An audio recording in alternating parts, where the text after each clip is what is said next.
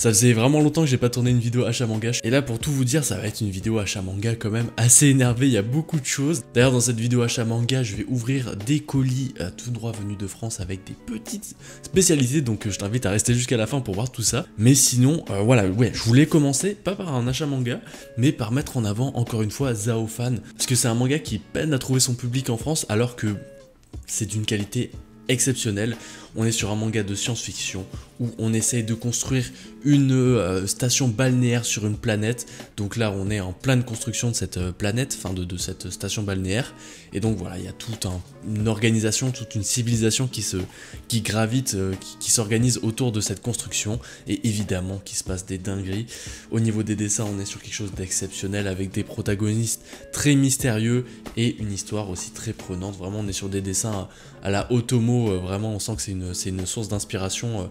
Akira, tout ça, et vraiment, pour moi, c'est quelque chose qui, enfin, c'est vraiment un des meilleurs mangas français, manfrac, on va dire, que j'ai pu lire, et c'est très prometteur. Ce sera en 3 tomes, et vraiment, je vous invite à vous procurer dès maintenant ce tome 1 qui est disponible en ligne, que ce soit sur Lirka. Je vous mettrai un petit lien peut-être en description pour vous le procurer sur plusieurs sites, mais vraiment, s'il vous plaît, c'est votre devoir.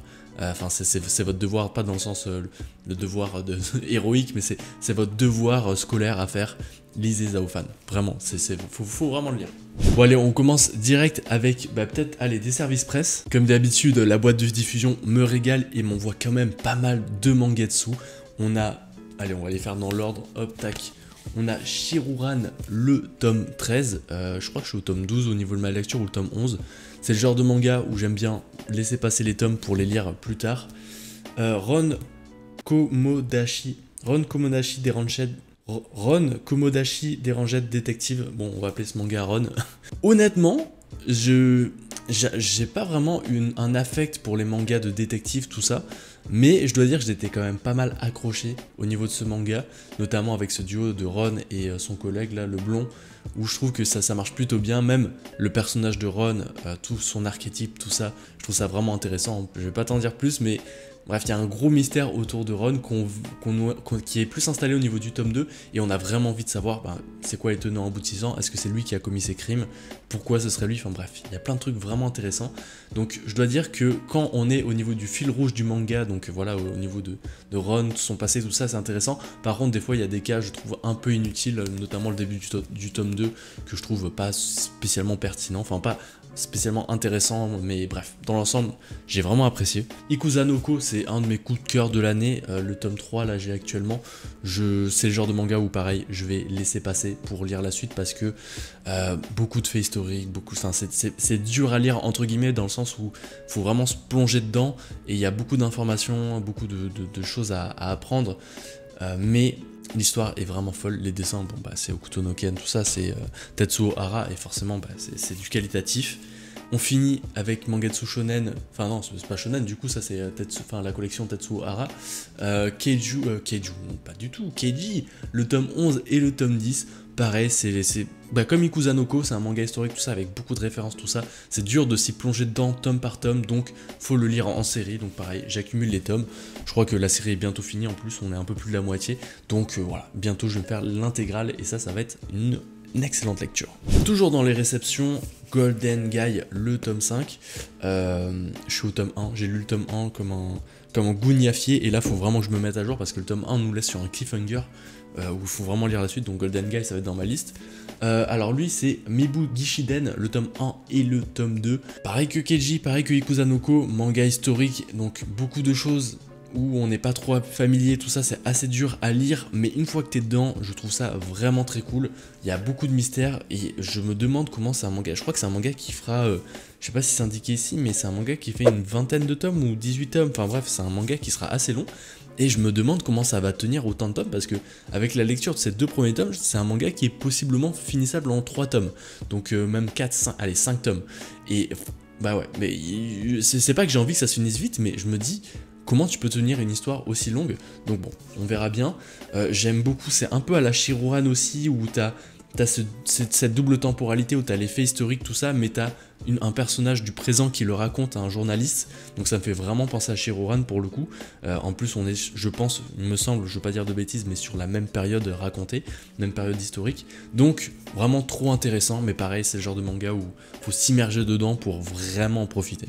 Et pour finir avec les services presse, on m'a envoyé Boys Abyss, le tome 4, et bah ça me rappelle que j'ai pas lu le tome 1, donc faut vraiment que je m'y lance. Apparemment c'est un manga assez dark, assez glauque et tout, donc bah, je pense que ça peut me plaire, mais ouais, faut que je m'y mette, mais c'est juste que mes mangas sont dans les cartons. Bah oui, enfin, c'est vrai que j'ai pas trop parlé du décor, mais ouais, le décor est un petit peu pauvre, mais la mangatech arrive, voilà, là c'est juste la première partie, juste ici, ça c'est la partie que tu avais vue dans l'ancien décor, mais là il y a quelque chose qui va se construire et ce sera totalement fait sur mesure. Maintenant on enchaîne avec les achats, hein, forcément, j'ai acheté des trucs, hein, on m'a pas que envoyé des choses. J'ai acheté, oui, Hokuto no Ken, le tome 7 et le tome 8, ça fait toujours aussi mal aux fesses, hein, quand tu les achètes.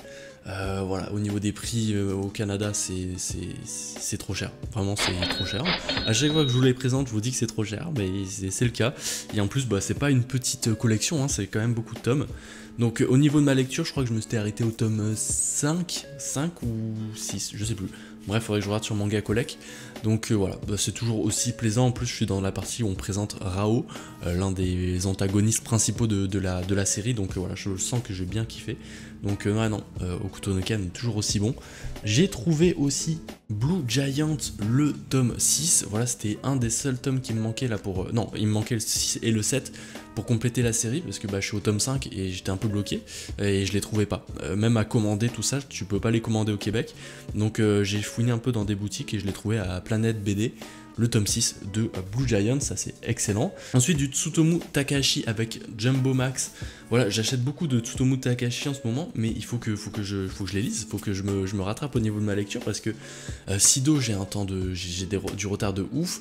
Blue Even, j'ai juste lu le tome 1, et ensuite il y a quoi d'autre que... Ah oui, il y a le truc de détective là, que j'ai pas commencé aussi, donc et il y a le manga de boxe. Bref, beaucoup de Tsutomu Takahashi, mais pas beaucoup de lecture de Tsutomu Takahashi, donc faut que je me mette à jour. Ensuite, Jujutsu Kaisen, le tome 20. Voilà, en ce moment en plus avec l'animé, tout ça, c'est assez hypant, Jujutsu Kaisen. Awashi, le tome 17. On m'a dit qu'à la fin de ce tome, voilà, on a envie de voir la suite, donc j'ai pas envie d'être frustré. Actuellement, au niveau de ma lecture, je suis au tome 15, donc j'ai le tome 16, le 17, et j'attends que le 18 sorte, et je me ferai des 3 d'un coup pour Awashi. Parce que voilà, Awashi, quand t'es en plein milieu d'un match et que ça coupe pour aller à l'autre tome, c'est assez frustrant. Ensuite, on va passer au grand format, tiens. Et là, on va pas parler de manga, on va parler de bande dessinée. Renaissance, le tome, c'est 3 je pense, tome 3 et 5, ouais, c'est ça. Voilà, c'était des tomes qui me manquaient.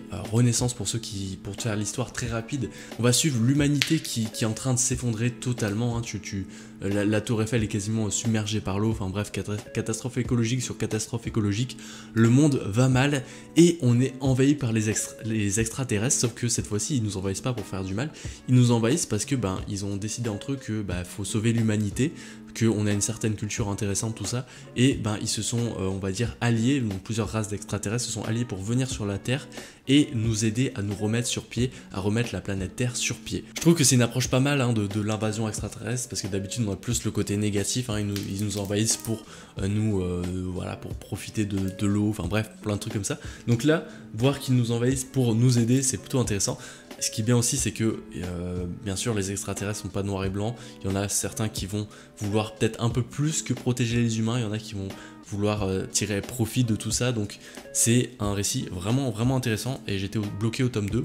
Et là, j'ai trouvé le tome 3. Donc, voilà, j'ai le tome 4 déjà. Donc, j'ai à peu près 3 tomes à lire, 4 tomes à lire de Renaissance. Donc, ça fait plaisir. Pour finir avec la bande dessinée, et pas des moindres, hein, La Horde du Contrevent, tome 1, 2 et 3. C'est qu'actuellement je suis en train de lire le livre. Bon, à l'heure où sort cette vidéo, j'aurai fini le livre. Et c'est un véritable coup de cœur, hein, je dois le dire, au niveau de la lecture.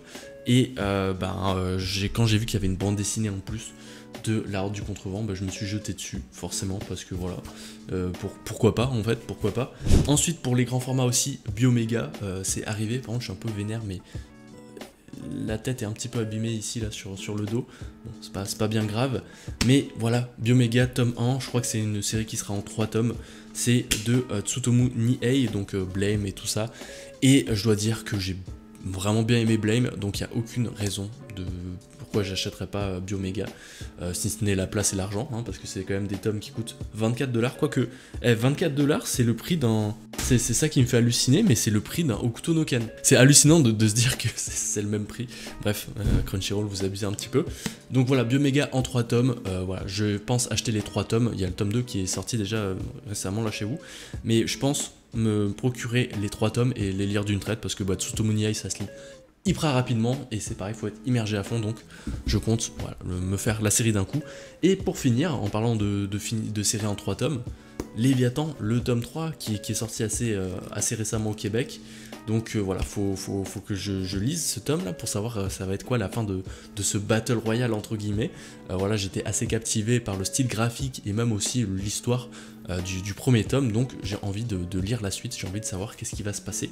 C'est le temps de passer à l'ouverture de colis. Et oui, j'ai reçu pas mal de colis, voilà, on va les ouvrir ensemble, dont ce colis là, je sais que c'est une dinguerie, donc on va l'ouvrir à la fin. On va commencer par celui-là qui est anormalement grand pour ce que c'est, puisqu'il y a juste un manga normalement dedans. Et hop, ah oui, ok, je comprends pourquoi c'est comme ça. C'est que, ok, c'est le Deep Free tome 5. Bon, attends, je vais augmenter la caméra là. Voilà, je suis un peu mieux cadré comme ça. Donc Deep Free le tome 5, c'est dur à dire Deep Free le tome 5. Mais aussi, hop, sa petite jaquette réversible. Alors oui, vous avez vu, la Fnac, ils ont fait une sorte d'édition... de jaquette spéciale pour Deep Free. La jaquette, rien à dire, hein. Franchement elle est trop belle, j'adore, franchement surkiffe. Mais voilà, le petit bémol c'est que faut l'acheter à la Fnac quoi, donc si tu es à Montréal comme moi, tu la commandes, donc ça coûte cher. Et pour ceux qui n'ont pas l'occasion non plus d'aller à la Fnac, qui n'ont pas des Fnac près de chez eux, voilà, je trouve que c'est pas la bonne direction. J'ai commandé un autre truc, je pense qu'il y a un indice, hein. Third Edition, je pense pour ceux qui savent, qui connaissent la marque, vous savez de quoi ça va parler, hein. Ils proposent quand même des livres assez sympathiques. Alors au niveau de l'emballage, c'est super bien emballé. Je peux dire que mon livre, il va pas s'endommager. Donc on commence avec, ça c'était un bonus, voilà, c'est parce que j'avais commandé beaucoup de livres, mais Battle Royale. Super marque-page, franchement j'aime bien, il est bien rigide, donc ça c'est cool. Donc voilà, c'est vraiment des livres qui vont vraiment entrer en profondeur dans des œuvres. Donc là, on va rentrer en profondeur dans Battle Royale. C'est le film ou c'est le manga? Je sais pas. En tout cas, je verrai bien. Mais voilà, donc pour ceux qui ne connaissent pas Third Edition, c'est une maison d'édition qui édite des livres qui rentrent vraiment en profondeur dans des sujets ou des mangas. Là, c'est les mangas de sport, hein, une passion japonaise. C'est pas tout, puisque j'ai aussi, je pensais pas qu'il était aussi gros, mais j'ai pris Au cœur de Gunham, donc le nouvel ouvrage aussi sur Gunham de Mathieu Boutillier. Donc j'aime beaucoup la science-fiction, j'aime beaucoup Gunham. Je trouvais que la cover en plus elle était magnifique. Donc voilà, j'ai beaucoup de lecture là je trouve, d'un coup, mais ça me dérange pas trop. Je vais le déballer, je vais vous montrer peut-être des petits plans de ce qu'il y a à l'intérieur, mais a priori il n'y aurait que du texte. Et ce n'est pas tout. Je me suis aussi pris Hokuto no Ken, l'héritier de l'Apocalypse, donc de Paul Gossem et de Guillaume Lopez. Voilà, je trouve que la cover était très cool. Pour celui-là, j'ai pas pris la cover alternative parce qu'il faut savoir que pour les éditions, Third Edition, pour les premières éditions, ils font des covers alternatives. Donc là, j'ai pris la cover alternative, mais pour Hokuto no Ken, je préférais la cover simple, donc j'ai juste pris la cover simple. Puis en plus, c'est un peu moins cher.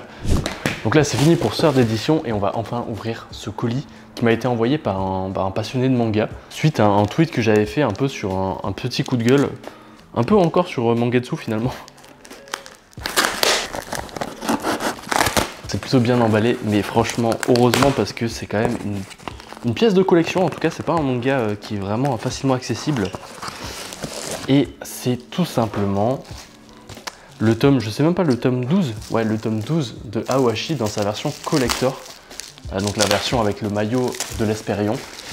Voilà, hop, je l'ai juste ici. Là, je suis trop content de l'avoir parce que il n'est jamais arrivé au Canada. Voilà, au Canada, on n'a jamais vu un tome de Aoashi, le tome 12 collector. Je ne sais pas pourquoi. C'est dommage parce que normalement, on a tous les collectors qui arrivent, hein, même les One Piece, tout ça, on en avait, même si on n'a pas en grande quantité. Mais tant pis, donc là, je suis trop content d'avoir ce tome 12 parce que Aoashi, c'est une série qui me tient à cœur. Et donc, voilà, je voulais avoir ce collecteur qui, je pense, est peut-être l'un des meilleurs collecteurs de l'année 2022, en tout cas qui proposait vraiment quelque chose d'intéressant. Mais voilà, malheureusement, il n'était pas vraiment trop disponible. Donc je remercie Koi de me l'avoir gentiment vendu au prix coûtant. Donc vraiment merci à toi, hein. C'est vraiment grâce à lui que j'ai pu l'acheter avec une somme raisonnable, c'est-à-dire son prix d'achat. Donc je mettrai son Twitter, hein, il m'a pas demandé ou quoi que ce soit, mais je mettrai son Twitter en description, tout ça, il parle de manga et tout ça. Donc voilà, allez le suivre si vous aimez Twitter ou X et que vous aimez les mangas. Il propose des trucs sympathiques, il est assez actif. Donc voilà, je le remercie encore pour cette pièce de collection. Et voilà, merci d'avoir regardé la vidéo jusqu'à la fin. N'hésite pas à mettre toi les mangas que tu as achetés en commentaire. N'hésite pas à t'abonner si ce n'est pas déjà fait. On se retrouve pour une prochaine vidéo très rapidement. Bye.